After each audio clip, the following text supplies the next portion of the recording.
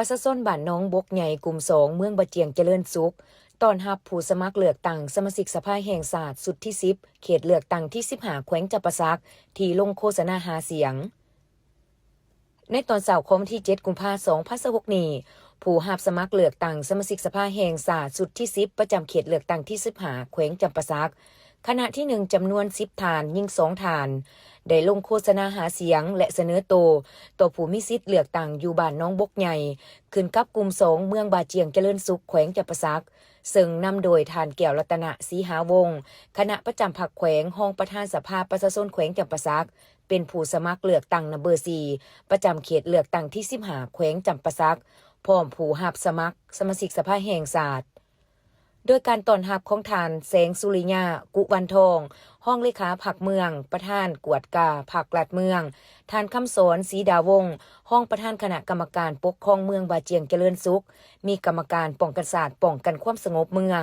บรรดาทานอำนาจการปกครองบ้านพร้อมด้วยพ่อแม่ประชาชนภายในบ้านน้องบกใหญ่และบ้านอ้อมข้างเข้าร่วมต้อนรับอย่างอบอุ่น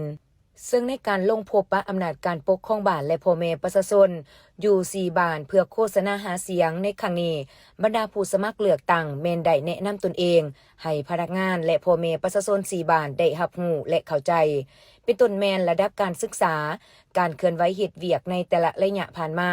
และความมุ่งหวังในการเป็นตัวแทนแห่งสิทธิผลประโยชน์ของประชาชนเพื่อพัฒนาประเทศชาติให้มีความรุ่งเรืองศรีวิไลทั้งเพื่อเป็นการเฮ็ดให้พ่อแม่ประชาชนและชาวหนุ่มวัยหนุ่มที่มีอายุ18ปีขึ้นไปภายใน4บ้านได้รับรู้และเข้าใจ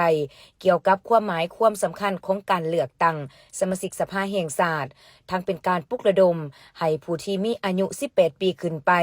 ที่มีสิทธิ์ปอนบัตรเลือกตั้งในทั่วปวงชนลาวเว้าร่วมเว้าเฉพาะประชาชนชาวแขวงจำปาสักให้พร้อมกันออกมาใส่สิทธิประชาธิปไตยของตนปอนบัตรเลือกตั้งเอาสมาชิกสภาแห่งชาติสุดที่10ประจำเขตเลือกตั้งที่15แขวงจำปาสักให้ได้ตามขาดหมายที่วางไว้